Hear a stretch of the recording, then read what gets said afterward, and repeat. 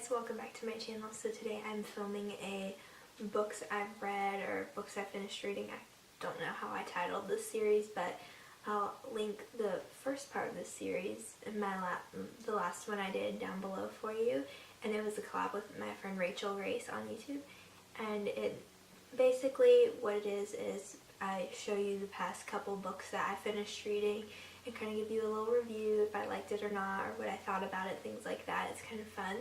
It's interesting because I love seeing what people read, you know, kind of gives me new book ideas, even though I've got like 2 or 3 years worth of literature that I still have yet to read that I have tucked away. So anyways, without further ado, let's just get into the video. So one of the first books is called Rise of the Rocket Girls, and it's by Natalia. Oh, I believe that's Natalia. I don't know how to pronounce it, but it's more of a historical book, and it talks about women in the science, specifically like the aeronautics space field. And you know, these are women who, it was before it was even NASA. What was that called? Can you tell? I don't really retain that much. Oh, now I remember. You know, it's talking about all these women, and they were all computers. Like, before the actual laptop computers, there were people that were doing all these mathematical formulas and things like that. And for specifically the Jet Propulsion Laboratory, JPL, which is now part of NASA, it was mainly women that did that. So it kind of tells stories about them and what it was like to raise families and things like that, and be women in science before it was really popular or accepted.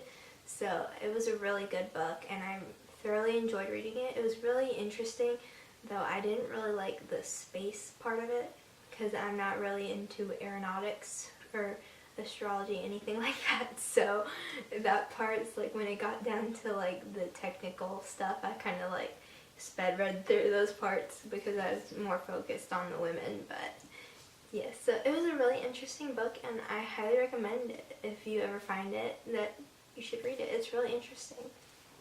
The next book I have is by Karen Kingsbury. It's a romance novel. It's called Love Story, and I don't read romance novels at all. I typically read historical fiction and mysteries and spiritual books. That's basically my 3 main categories, or classics. I don't really read these anymore. I used to be a big fan of them when I was like 12, 13.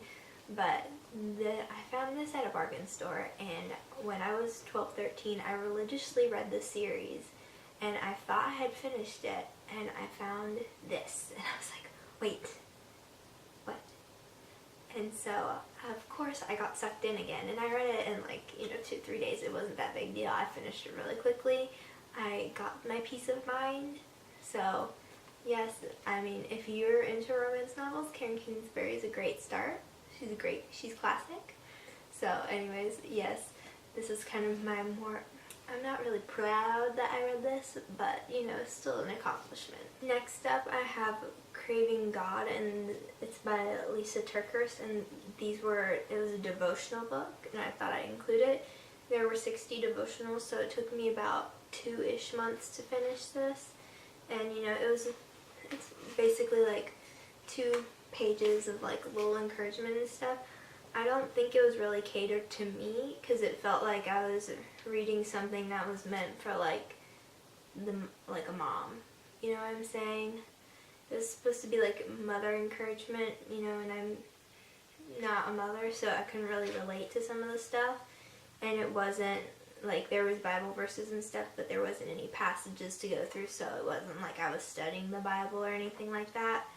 So, I mean, like, there was some stuff I retained, that I thought was like, oh, that's good, like, to apply, but it was kind of hard to relate to the book. So if you're not like a hardworking mother or something like that, I don't really think the devotional book is for you. There's other devotionals that I've read that I would recommend much that are much better than and more applicable than this. So yeah, I mean, she's a great writer. I love her stuff, but this book was just kind of like, eh. Next up, we have The Essential Grimm's Fairy Tales, and I picked this up at a store. It was on sale, but you know, the Grimms, those are classic fairy tales, you know, Rapunzel, Hansel and Gretel, Cinderella and stuff, and you know that there's like literally, it's Cinderella, but it's written 50 different times and they're all different, you know. So it's kind of interesting to see how it varies. Like, I didn't think I was watching a Disney movie when I read these, so it was really good. It was fun to read. Like, I'd read one every night before bed until I finished it. It was really cool, and some of them were really short and others were longer. It was really nice. So I enjoyed reading this, and I might pick it up again, though I don't think it's really, you know, something you would read to a little kid because it's not necessarily happily ever after. Some of it's kind of morbid, so yeah, but I still liked it. So the last book I have to share is another Lisa TerKeurst book, which is called The Best Yes, and it's about making wise decisions in the midst of endless demands, and this was a really good book. I love this book, and she wrote this before Uninvited, and I've read that one as well, and that was really good. I think this one I like better than Uninvited, maybe. I don't know. I still really liked it both though, and it was really good. This, I read it a couple months ago, like maybe 2 or 3, so it's been a while, and I'm not, you know, haven't really like remember what exactly it was that I loved about the book. But, you know, stuff she talked about, like there's some stuff I remember, illustrations and things like that, that I still think about, and it was really, really good, and I highly recommend it. I, you know, took my highlighter to it. There's a couple highlighted pages.